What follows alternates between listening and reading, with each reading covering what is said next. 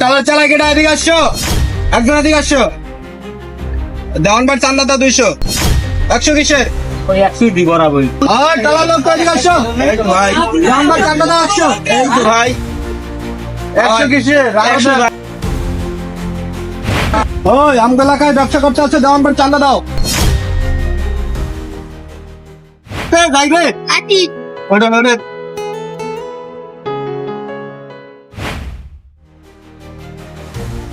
চান্দা দাও।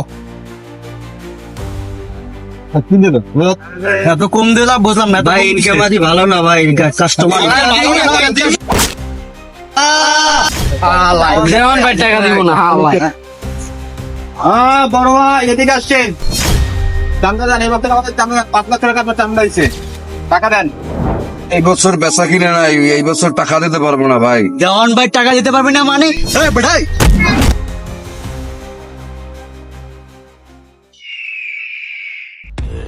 আমি ডক্টর দন, আমার কথা না শুনিলে ফুটো করে দি কান। ভাই আমার ভুল হয়েছে, আমার মাফ করে দেন ভাই। আমি আমার ডিকশনারিতে কোনো ক্ষমা নাই। এই এলাকায় যত ব্যবসা প্রতিষ্ঠান আছে সবার কাছ থেকে আমার নাম নিয়ে চাঁদা নেব।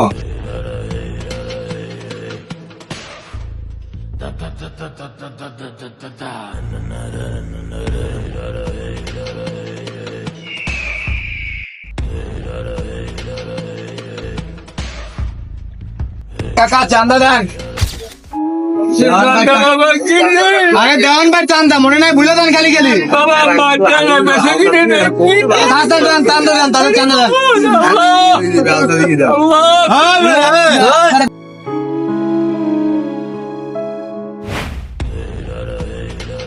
দেওয়ান ভাই চান্দা দেই। আমি কোনো চাঁদা দিতে পারবো না ভাই, আমার মা অনেক অসুস্থ, আমি এই জন্য অনেক সমস্যা করে গেছি। চান্দা দিতে পারবি না মানে? তুই চান্দা দিবি না বেটা, কি কর তার?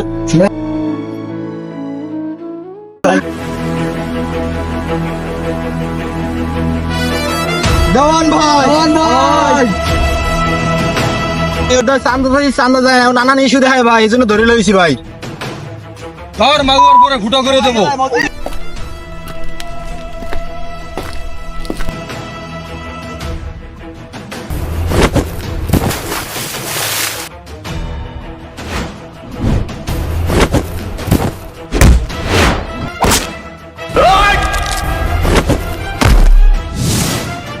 চান্দাবাজের দিন শেষ, ইনুস সরকারের বাংলাদেশ। মাছের রাজা ইলিশ আর সন্ত্রাসী রাজা পুলিশ।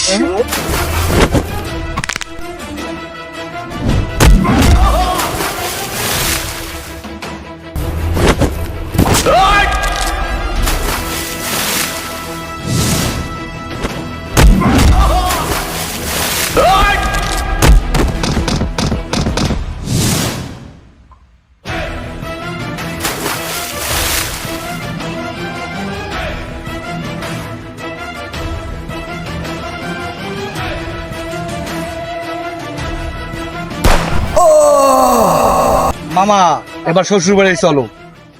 বাংলাদেশে এখন আবার নতুন করে চাঁদাবাজি শুরু হয়েছে, যা সাধারণ মানুষ ও ব্যবসায়ীদের জন্য বড় সমস্যা হয়ে দাঁড়িয়েছে। আগে যারা চাঁদাবাজি করত তারা অনেকেই এখন আর নেই। তাদের জায়গায় এসেছে নতুন দল, যারা রাজনীতি বা প্রভাবশালী কারো নাম ব্যবহার করে এই কাজ করছে। এদের থেকে বিরত থাকুন এবং নিজেকে কঠোর শক্ত বানিয়ে এদের প্রতিরোধ করুন।